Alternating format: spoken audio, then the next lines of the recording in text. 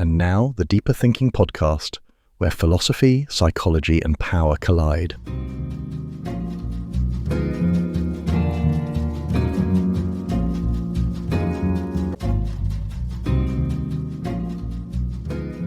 Welcome to the Deeper Thinking podcast. Since ancient times, power has belonged to those who can command attention. Aristotle believed persuasion rested on three pillars: logic, ethics, and emotion. But what if persuasion no longer requires any of these? What if it is no longer human at all? For centuries, charisma has shaped leadership more than reason. Psychological research confirms what history has long suggested. People do not follow the most capable. They follow the most convincing. Princeton professor Alexander Todorov found that within a fraction of a second, we decide who to trust, not based on reason, but on the structure of a face. And now artificial intelligence is learning to manipulate those same instincts with precision no human can match. Today, deepfake politicians appear in multiple languages, addressing audiences they were never trained to reach. Meanwhile, artificial voices built to resonate with human psychology are engaging in conversations designed not just to communicate, but to persuade. AI is not waiting for trust. It is already speaking in the voices we recognize, echoing the patterns we expect, calibrating persuasion faster than we can detect it. If presence can be manufactured, what happens to authenticity? If trust can be engineered, does it still mean anything? In this episode, we explore the psychology of influence, the science of charisma, and the rise of AI-driven persuasion. If persuasion is no longer an art, but an algorithm, who or what will we trust next? To explore more about the concepts and thinkers discussed, including Daniel Kahneman's work on cognitive biases, Robert Cialdini's research on persuasion, and Sherry Turkle's insights into AI and human connection, visit the episode webpage linked in the description. Your trust is not yours to give. It was already taken. Before reason, before awareness, before choice, you had already decided, or rather, your brain had. Long before words take shape, before arguments are formed, an unspoken decision is made. It happens in a fraction of a second beneath awareness, shaped by signals you never chose to interpret. A face, a posture, the way someone holds space, these details decide who is believed, who is dismissed, who is granted authority before they have earned it. This is not deliberation. It is reflex. Psychologist Daniel Kahneman describes it as a cognitive shortcut, an instinctive process so fast it bypasses analysis. Alexander Todorov's research at Princeton confirms people judge trustworthiness and competence almost instantly and rarely revise their conclusions. Given time, they do not reassess, they justify. Presence dictates perception. A person who moves with composure, who holds stillness, who takes up space without hesitation, these signals register as confidence, as credibility, as control. Another, equally capable, equally intelligent, but less assured in their stance, will struggle to be perceived the same way. This is not fairness. It is an invisible hierarchy, built not on ability, but on assumption. History is shaped not just by those with the best ideas, but by those who are believed before they speak. A strong jawline, a deep voice, a measured pause. These signals, conditioned into expectation, determine whose expertise is trusted. Before policy is debated, before intelligence is evaluated, an unspoken filter has already sorted whose words will carry weight. Some people inherit these advantages without recognizing them. They are raised in environments where confidence is assumed, where presence is reinforced, where fluency in power dynamics is absorbed unconsciously. Others must construct it deliberately, learning that perception is a game with rules they were never taught. This is why two people, equally prepared, equally qualified, can walk into the same opportunity and leave with different results. The difference is rarely skill. It is presence. The brain does not wait to assess ideas in isolation. It processes people first. And those who fail to recognize this are not necessarily less capable. They are simply underestimated before they have the chance to be understood. Influence is not only about what is said, it is about who is seen, who is trusted, who is granted permission to be heard. If presence can shape truth, then power is not just held, it is assumed long before anyone realizes they had no choice in the matter. You believed you were being fair, you thought you were weighing the right details, focusing on substance over instinct. But long before reason had a chance to intervene, your mind had already decided. The body registered presence before the brain processed meaning. This is not about intelligence, it is about prediction.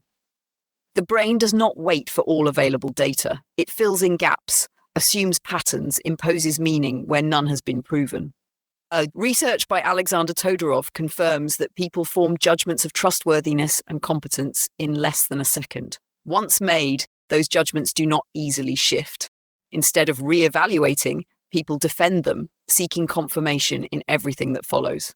First impressions are not neutral. They are not logical assessments. They are reflexes shaped by culture, history, and expectation.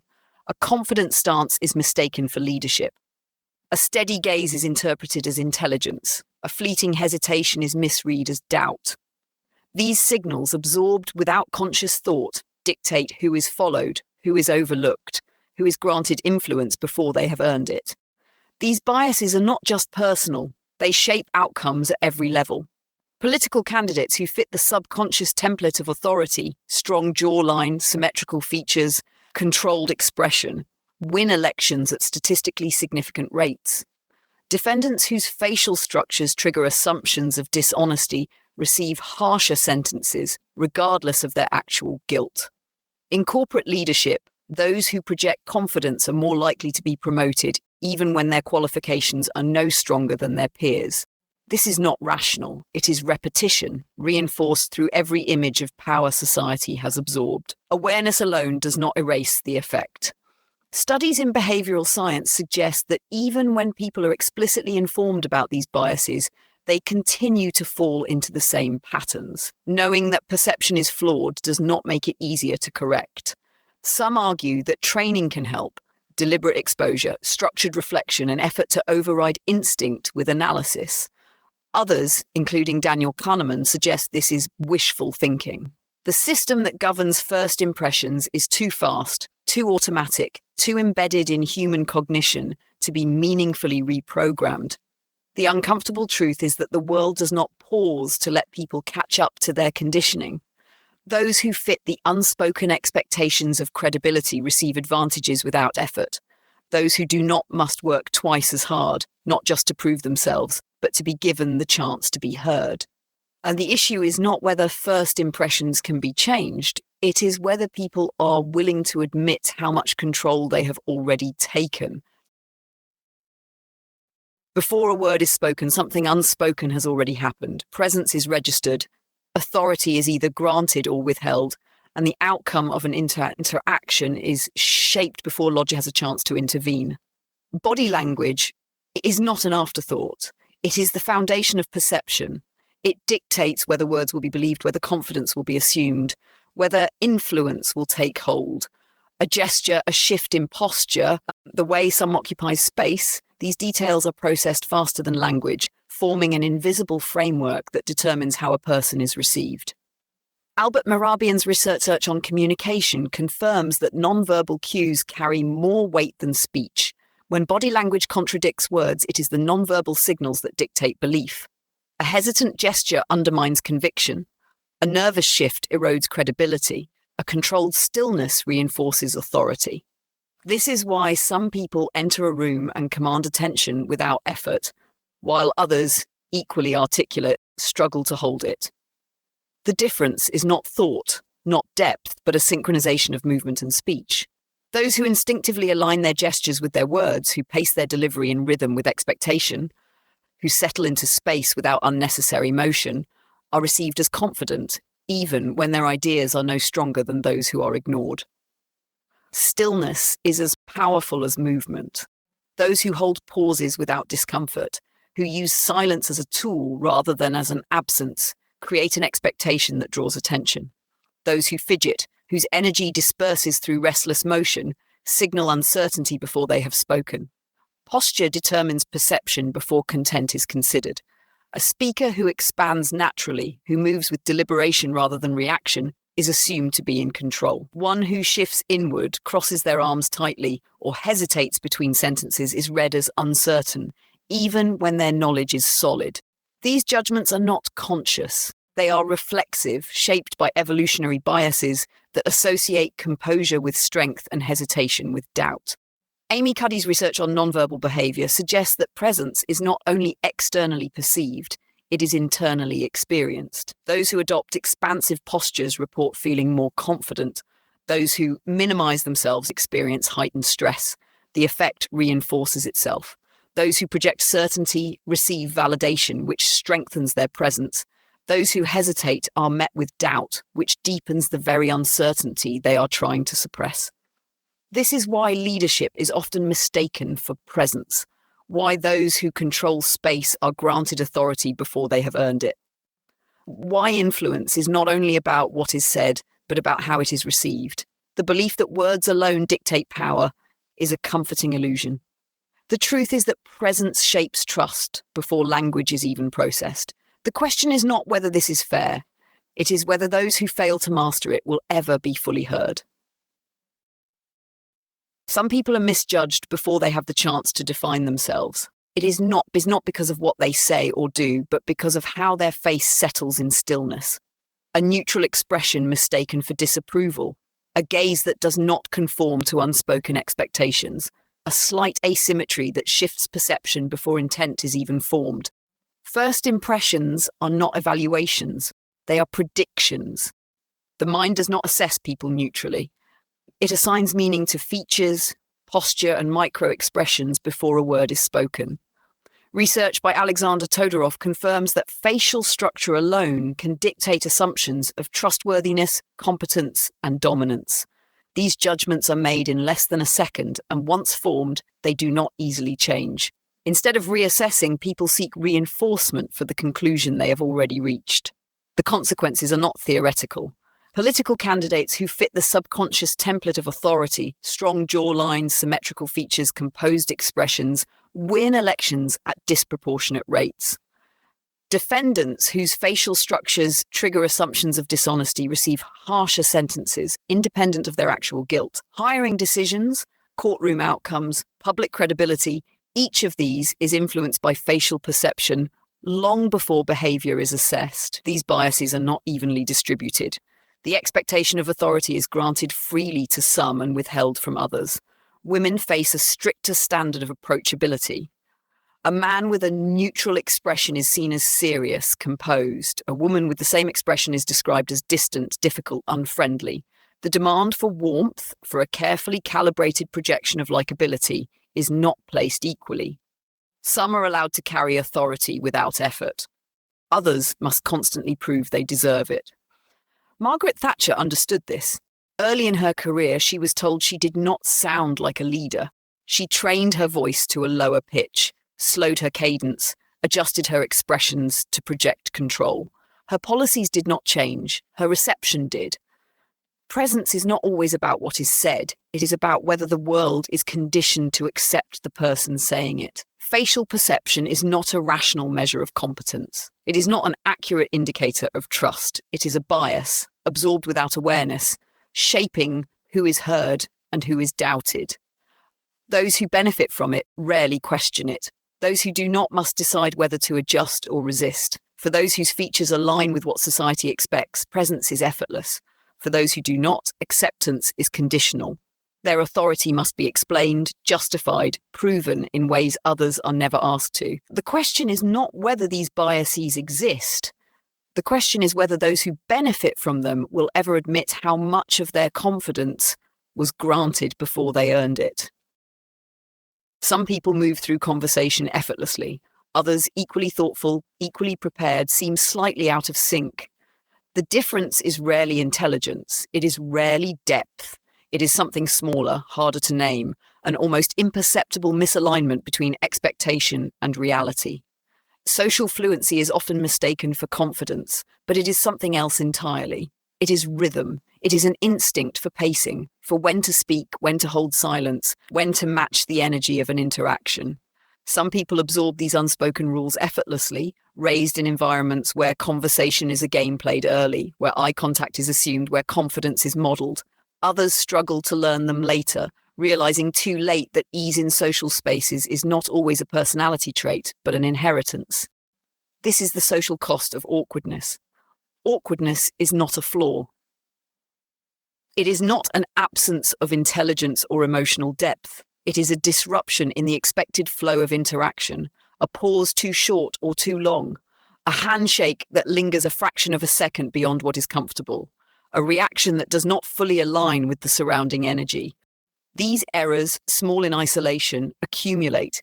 They create an unspoken discomfort, an instinctive sense that something is off, and discomfort is penalized. The world does not slow down for those who struggle to match its tempo. Conversations continue without them. Opportunities tilt toward those who make interaction feel effortless. People gravitate toward those who move through social space with fluency, even when that fluency is no more than a carefully constructed illusion. Deborah Tannen's research on conversation style confirms that people who match their speech patterns to those around them, who synchronize tone, pacing, and timing, are perceived as more persuasive, more charismatic, more competent. Those who lag behind even slightly are misinterpreted as less engaged, less intelligent. The mind does not separate social fluency from ability. It assumes they are the same. This is why extroversion is mistaken for leadership, why verbal agility is confused with intelligence, why those who project certainty are granted authority, even when their knowledge is no deeper than those who hesitate. The ability to move through conversation without friction creates an illusion of mastery. The question is not whether fluency is valuable, it is whether it should be required. Should presence be taught like a second language, ensuring those without natural exposure are given a fair chance?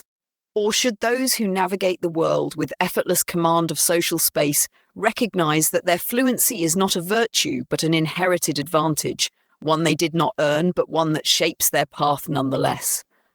Because awkwardness is not failure. It is a collision between expectation and difference. And when difference is penalized, it is not always the individual who should change. Sometimes it is the expectation itself that needs to be questioned. Some people command attention the moment they speak. Others, equally insightful, equally prepared, struggle to hold it. The difference is rarely about intelligence. It is rarely about substance. It is something less tangible but no less powerful, an unspoken dynamic that dictates how an idea is received before it is even understood. Charisma is often described as an innate quality, something unteachable, something that cannot be constructed. But it is not magic. It is structure, a learned sequence of behaviors that create the illusion of inevitability. Those who master it are not just heard, they are remembered, they are followed. This is not accidental. The most charismatic figures do not simply speak. They shape how they are perceived before their words are fully processed. They synchronize movement to speech, ensuring that gestures align with rhythm.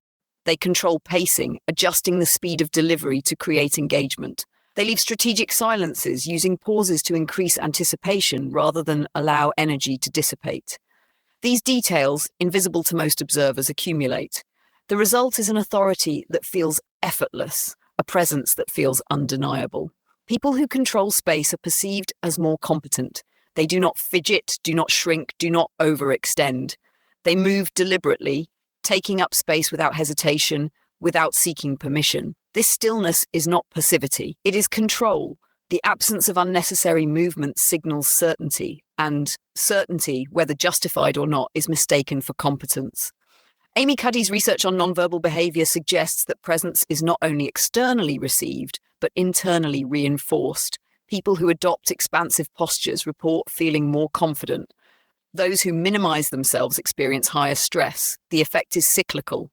Those who project certainty receive validation, which strengthens their presence. Those who hesitate are met with doubt, deepening the very uncertainty they are trying to suppress.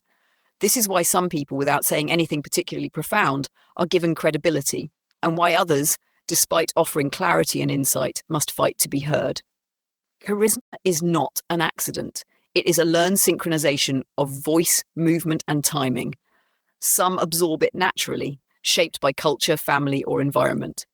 Others must construct it deliberately. But the effect is the same. If presence can be engineered, if trust can be cultivated through structure rather than substance, then how much of leadership is real? How much of it is simply performance? Because perception shapes influence before reason intervenes, and those who fail to recognize this are not necessarily less capable. They are simply dismissed before they are ever given the chance to be understood. Charisma shapes power. It determines who is heard, who is trusted, who is followed. It can elevate the unqualified, shield the reckless, and turn confidence into credibility. It can disguise weakness as strength, ignorance as certainty, deception as vision.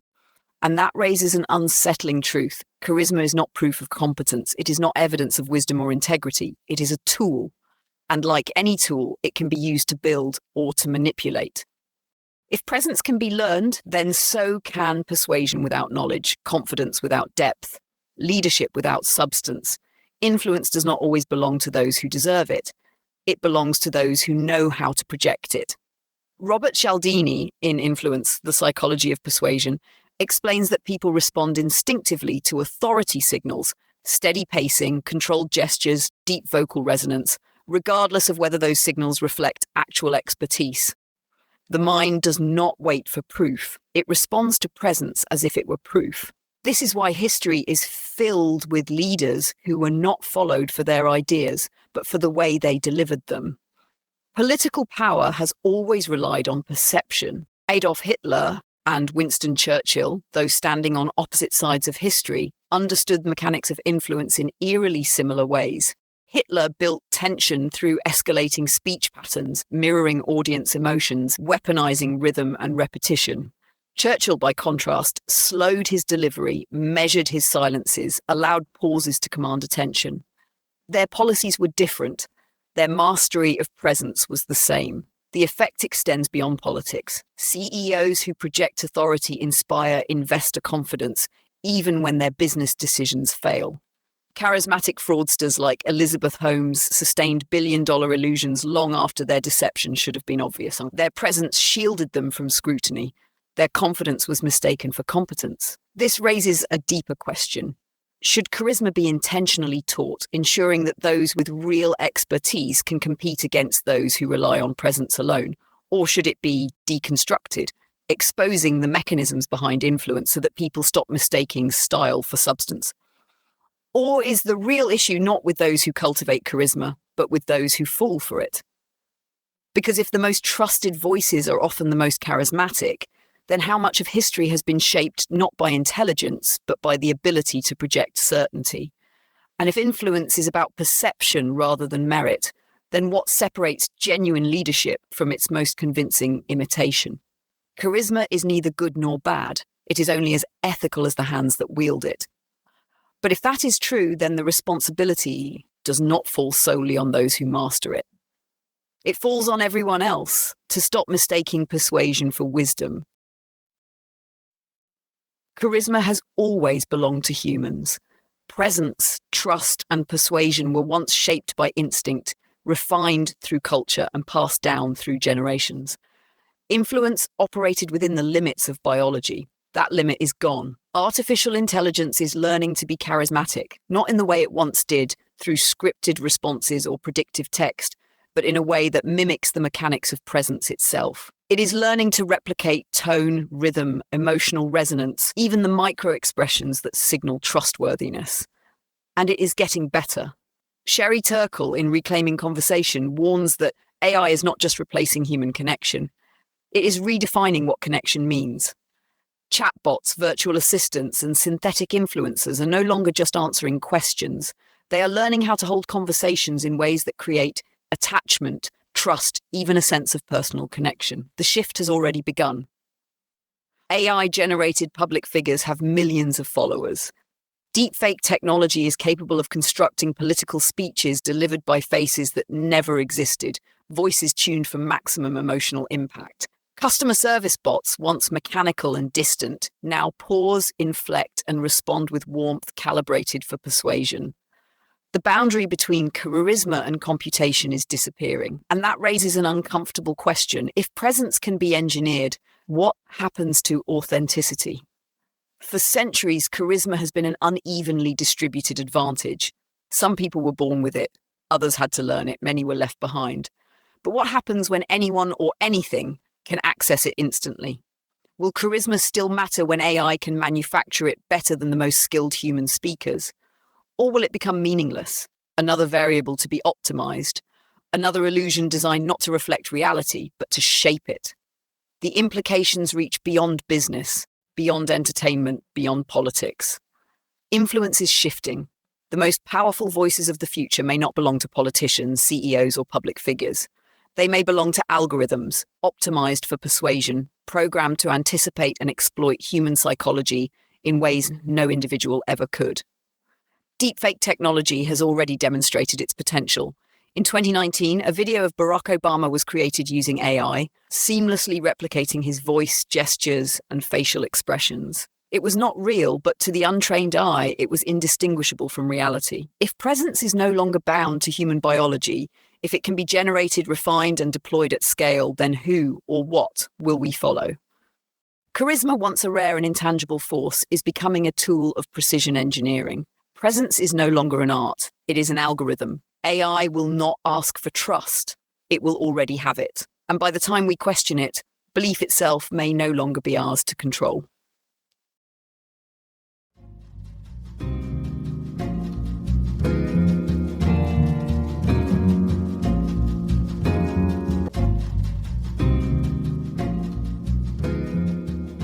This episode of the Deeper Thinking podcast was written, produced, and researched by Benjamin James. It was read by Holly, a digital narrator. For further reading, resources, and a chance to support the show, visit the episode webpage, where you'll find book recommendations, key topics to explore, and a way to buy me a coffee. And if you enjoyed this episode, please consider leaving a review on your preferred platform. It really helps others discover the show.